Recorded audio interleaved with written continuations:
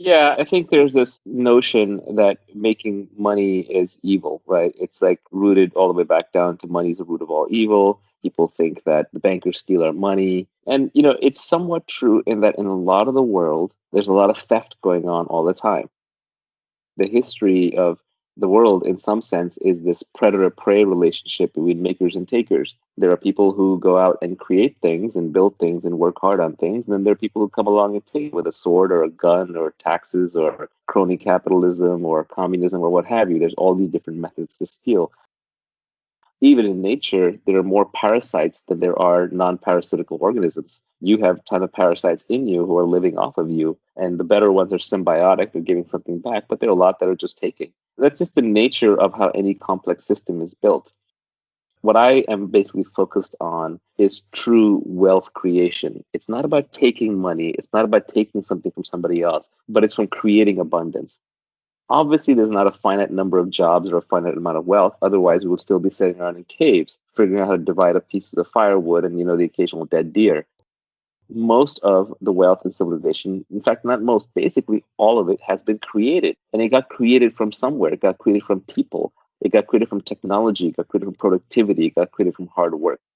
This idea that it's stolen is, I think, this horrible zero sum game that people who are trying to gain status play. But the reality is, everyone can be rich. And we can see that by seeing that in the first world, everyone is basically richer than almost anyone who was alive 200 years ago. 200 years ago, nobody had antibiotics, nobody had cars, nobody had electricity, nobody had the iPhone. So all of these things are inventions that have made us wealthier as a species. Today, I would rather be a poor person in a first world country than be a rich person in Louis XIV's France. I'd rather be a poor person today than an aristocrat back then. And that's just because of wealth creation. The engine of technology is science that is applied for the purpose of creating abundance. So I think fundamentally everybody can be wealthy.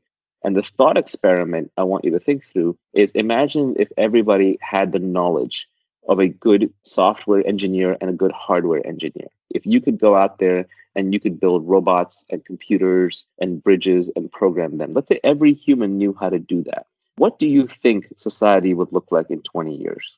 My guess is what would happen is we would build robots, machines, software, and hardware to do everything, and we would all be living in massive abundance. We would essentially be retired in the sense that none of us would have to work for any of the basics. We'd even have robotic nurses. We'd have like machine driven hospitals. We'd have self driving cars. We'd have farms that are 100% automated. We'd have clean energy. So at that point, we could use technology breakthroughs to get everything that we wanted. And if anyone is still working at that point, they're working as a form of expressing their creativity. They're working because it's in them to contribute and to build and design things. So I don't think capitalism is evil. Capitalism is actually good. It's just that it gets hijacked. It gets hijacked by improper pricing of externalities.